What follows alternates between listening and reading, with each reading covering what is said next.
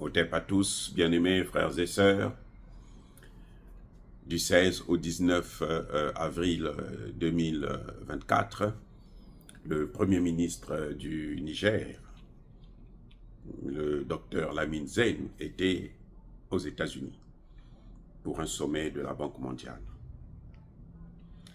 Et dans cet intervalle de temps, il a été reçu par le vice-secrétaire d'État américain, c'est-à-dire le ministre des Affaires étrangères adjoint des États-Unis, M. Kurt. Et ils ont échangé. Les États-Unis ont donc accepté définitivement de retirer leurs troupes du Niger. Et les États-Unis s'engagent pour soutenir le Niger dans le domaine socio-économique à travers l'USAID, USAID, à travers tous les canaux de politique économique qu'ils ont, à travers la Banque mondiale, le FMI. Et voilà, ils vont soutenir le Niger dans le domaine de la bonne gouvernance, dans le domaine de la démocratie. Vous voyez, ce sont ces gros termes-là qu'ils ont utilisés. Je crois que le Premier ministre est satisfait.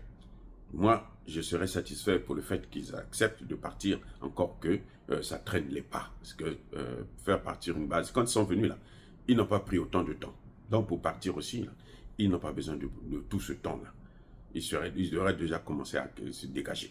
Ils n'ont qu'à partir et nous laisser. Mais j'aimerais bien rappeler au Premier ministre qu'ils ne reviennent pas aux États-Unis. Hein. Ils vont en Mauritanie.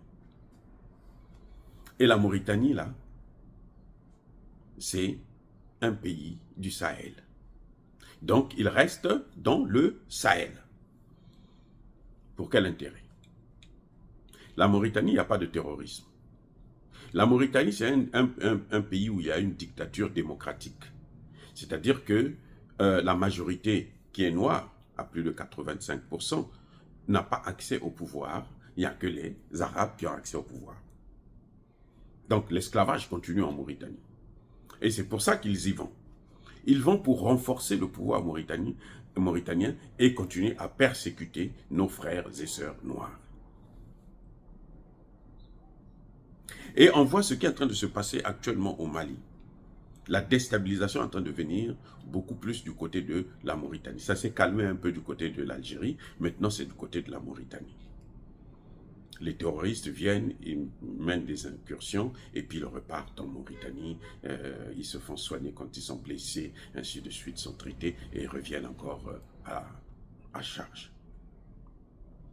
Donc, il faudrait que le Premier ministre sache que la guerre n'est pas terminée avec les Américains. Et les Américains n'ont pas terminé avec le Niger. Les Américains, là, que vous voyez là, ils ne vont jamais accepter une telle défaite. Ils préfèrent mettre le chaos comme ils ont fait en Somalie, comme ils sont en train de faire aujourd'hui au Soudan. C'est ça seulement ce qu'ils savent faire.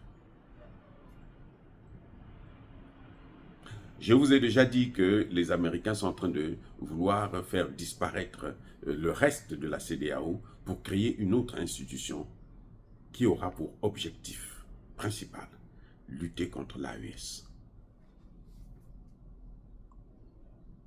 Ah oui. Donc c'est à nous de prendre nos responsabilités, c'est à nous d'être sérieux.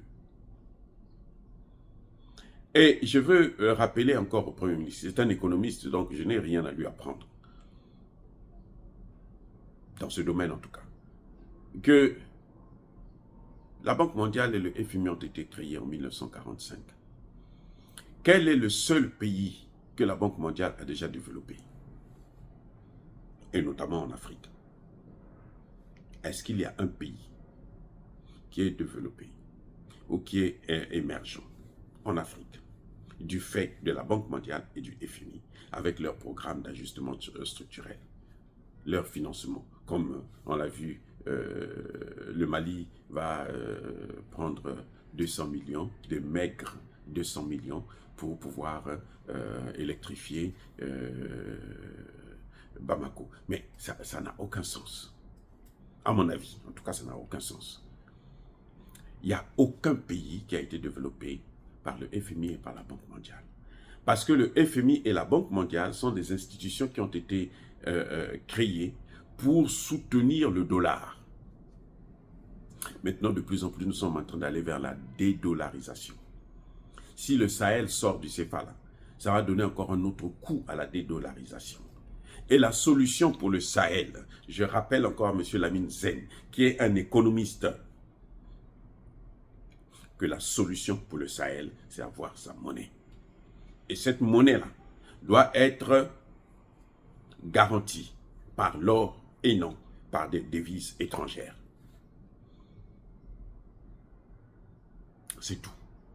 Cette monnaie doit être garantie par l'or et non par des devises étrangères. C'est la seule solution pour l'AES. Ce n'est pas l'aide des États-Unis. USAID, c'est une institution politique. USAID travaille directement avec l'ambassade des États-Unis. J'ai eu l'expérimentation de travailler avec USAID à travers un général américain qui commandait une base américaine vers le Bahamas et autres. Quand il y a eu le tremblement de terre, je travaillais pour les Nations Unies, il y a eu le tremblement de terre, j'étais responsable d'une région, et ce sont les militaires qui sont venus me voir, pour solliciter, pour me demander, pour voir avec moi, travailler, comment il faut faire pour aider la région, puisque j'étais dans la région de la Grande Anse, qui avait reçu le plus de réfugiés, de déplacés après le tremblement de terre. Donc, il fallait venir en aide. Et c'est à cette occasion que j'ai pu travailler d'abord avec les militaires. Et ce sont les militaires qui ont amené USAID pour venir travailler avec moi. Eh oui. Ils ne reçoivent pas des ordres de nos États, même pas des Nations Unies. Ils reçoivent des ordres de la diplomatie américaine et de l'armée américaine. C'est un général, il est venu, on a travaillé ensemble, une journée de travail. Quand il est reparti, il me dit, je reviens dans 2 jours. Quand il revient dans 2 jours, il vient avec le patron de USAID en Haïti. Donc, ce n'est pas des institutions économiques, c'est des institutions politiques. Si vous comptez sur eux pour vous développer, vous n'allez jamais vous développer. Ce n'est pas possible. Maintenant, regardez le piège. Ils disent, nous, on va vous soutenir dans la bonne gouvernance, dans la démocratie. Est-ce qu'il y a la bonne gouvernance aux États-Unis? Attendez. Mais attendez. Il y a la démocratie, il y a les droits de l'homme aux États-Unis. Avec tout ce qu'on est en train de voir, qu'on est en train de faire à Donald Trump. Ça, c'est mon candidat. Donc, je le soutiens. Bon, regardez. Pour empêcher à un homme d'être candidat, on empêche même de battre campagne. Ils sont en train de faire tous ces procès-là.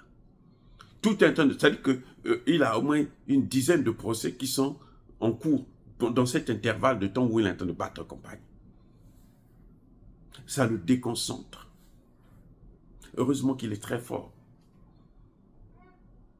Et ça, ce n'est pas la démocratie. Je suis désolé, mais ce n'est pas ça la démocratie.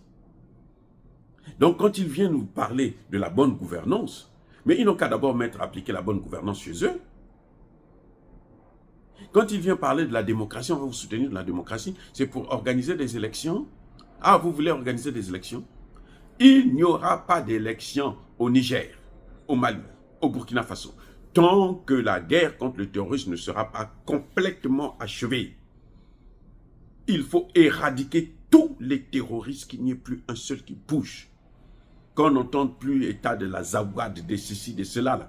Là, on pourra parler de la démocratie. Je dis bien, on pourra parler de la démocratie. Il faut arriver à la constitution, à la finalité même, la constitution de l'AES. Ah, il y a encore beaucoup de choses. Les instances de l'AES ne sont pas créées. Il faut les créer, les mettre en place, les faire fonctionner avant de parler de démocratie. Que ce soit clair. Et personne n'a le droit de vous imposer la démocratie. C'est le droit des peuples à disposer d'eux-mêmes. Et c'est prévu par la charte de l'ONU. Ce n'est pas aux États-Unis de venir nous dire non, votre système-là n'est pas bon. Pourquoi ils n'ont pas imposé la démocratie en Chine? En Chine, là, vous allez me dire que c'est la démocratie. En Corée, il y a la démocratie. Et alors, on s'en fout de ce qu'ils pensent. Ce sont eux qui nous amènent le terrorisme. On est en train de lutter contre le terrorisme. Et maintenant, ils nous disent, allez-y vers la démocratie. Vous ne voyez pas que c'est de l'hypocrisie? Donc, M. Lamine Zeine, nous sommes contents que vous puissiez aller aux États-Unis à ces rencontres au sommet concernant les finances et autres. Mais n'attendez rien, ni de la Banque mondiale, ni des États-Unis. Si vous attendez quelque chose de ces gens-là, de ces institutions-là, vous n'allez jamais vous en sortir. Et croyez-moi, M. Lamine Zeine, les États-Unis ne vont jamais vous pardonner du fait que vous les avez chassés de votre territoire. Je reprends. Les États-Unis ne vont jamais vous pardonner le fait que vous les avez chassés de votre territoire. Même morts, ils vont vous persécuter. Donc, vivons là. Éloignez-vous au maximum d'eux. Méfiez-vous d'eux. Oh, dire cela, c'est inciter à la haine ou à la violence. Non. Yaba colère, mais encore une fois de plus, soyez bénis, abondamment bénis par le Dieu des Kémites et par nos ancêtres angélisés. Mais que tous ceux qui persécutent le continent africain, le pillent et le déstabilisent, qu'ils soient noirs, blancs, chinois, arabes, juifs, indiens, qui qu'ils soient punis, maudits, foudroyés, neutralisés, écrasés et effacés par le Dieu des Kémites et par nos ancêtres angélisés. Vive l'Afrique éternelle. J'ai dit et j'assume.